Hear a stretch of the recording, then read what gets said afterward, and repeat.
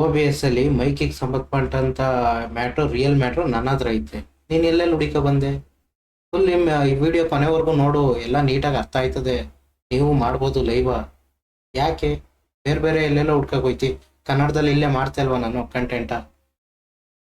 ತಲೆ ಕೆಡ್ಸ್ಕೊಳ್ಳೋ ಮ್ಯಾಟ್ರ್ ಏನಿಲ್ಲ ಇಲ್ಲಿ. ಮೈಕಿಗೆ ಹೋಗ್ಬಿಟ್ಟು ಫಿಲ್ಟರ್ಗೆ ಹೋಗಿ ಇಲ್ಲಿ ಏನೇನು ಆ್ಯಡ್ ಮಾಡಿದ್ದೀನಿ ನಾನು ಸೇಮ್ ಎಲ್ಲ ಆ್ಯಡ್ ಮಾಡ್ಕೊಳ್ಳಿ. ಇಲ್ಲಿ ಪ್ಲಸ್ ಬಟನ್ ಮೇಲೆ ಕ್ಲಿಕ್ ಮಾಡ್ಕೊಂಡು ಇಲ್ಲಿ ಎಲ್ಲ ನೀಟಾಗಿ ಆ್ಯಡ್ ಮಾಡ್ಕೊಳ್ಳಿ. ಫಸ್ಟು ನಾಯ್ಸ್ ಸಪ್ರೇಷನ್ ಇದೇನು ಕೆಲಸ ಮಾಡುತ್ತೆ ಅಂದರೆ, ನೋಡಿ ಇವಾಗ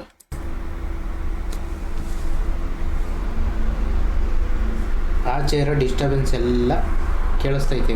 ಇವಾಗ ನೋಡಿ, ಇವಾಗ ಡಿಸ್ಟರ್ಬೆನ್ಸ್ ಒಂದು 0.2 ಬರಲ್ಲ ಇದು ಹಾಕಿದ್ರೆ. ಇಲ್ಲಿ ನಿಮ್ಮ ಹತ್ರ ಗುಡ್ ಕ್ವಾಲಿಟಿ ಇದ್ರೆ good quality C P using ಹಾಕೊಳ್ಳಿ, ಲೋ ಎಂಡ್ ಇದ್ರೆ ಲೋ ಎಂಡ್ ಹಾಕೊಳ್ಳಿ, ಅದೇ ಪರ್ಫಾರ್ಮೆನ್ಸ್ ಚೆನ್ನಾಗಿ ಕೊಡುತ್ತೆ.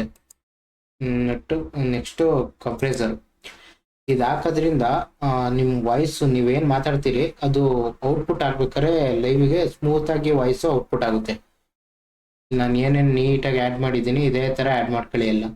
ನೆಕ್ಸ್ಟ್ ಲಿಮಿಟರ್ ಮೇಯ್ನು ನಿಮ್ಮ ಹತ್ರ ನಿಮ್ಮ ಯೂಟ್ಯೂಬಲ್ಲಿ ಲೈವ್ ಔಟ್ಪುಟ್ ಆಗ್ಬೇಕಾದ್ರೆ ಮೇಯ್ನು ಕೆಲಸ ಮಾಡೋದೇ ಇದು.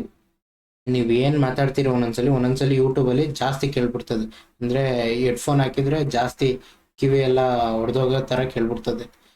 ಅದಕ್ಕೆ ಈ ಲಿಮಿಟರ್ ಹಾಕಿದ್ರೆ ಒಂದೇ ವೇಲಿ ವಾಯ್ಸ್ನ ಔಟ್ಪುಟ್ ಮಾಡ್ತಾ ಇರ್ತದೆ. ಅದಕ್ಕಿಂತ ಜಾಸ್ತಿನೂ ಮಾಡಲ್ಲ, ಅದಕ್ಕಿಂತ ಕಡಿಮೆನೂ ಮಾಡಲ್ಲ, ಆ ಲಿಮಿಟ್ಗಿಂತ. ನೆಕ್ಸ್ಟು ನಾಯ್ಸ್ ಗೇಟ್, ಇದು ಅಷ್ಟೇ ಸೇಮ್ ನಾವೇನು ಮಾಡಿದ್ದೀನಿ ಅಷ್ಟನ್ನ ಸೆಟ್ ಮಾಡ್ಕೊಳ್ಳಿ. ಅಂದರೆ ನಿಮ್ಮ ವಾಯ್ಸು ಗುಡ್ ಕ್ವಾಲಿಟಿಲಿ ಕೇಳುತ್ತೆ ಅಷ್ಟೆ. ಇವು 4 ಹಾಕ್ಬಿಟ್ರೆ ನಿಮ್ದು ಏನು ಡಿಸ್ಟರ್ಬೆನ್ಸೇ ಇಲ್ಲ ಮೈಕಲ್ಲಿ. ಆ ಥರ ಔಟ್ಪುಟ್ ಆಗ್ತಾ ಇರ್ತದೆ, ರೆಕಾರ್ಡಿಂಗು ಆಯ್ತಾ ಇರ್ತದೆ, ಔಟ್ಪುಟ್ಟು ಆಯ್ತಾ ಇರ್ತದೆ. ಇಷ್ಟೇ, ಇನ್ನೇನಿಲ್ಲ.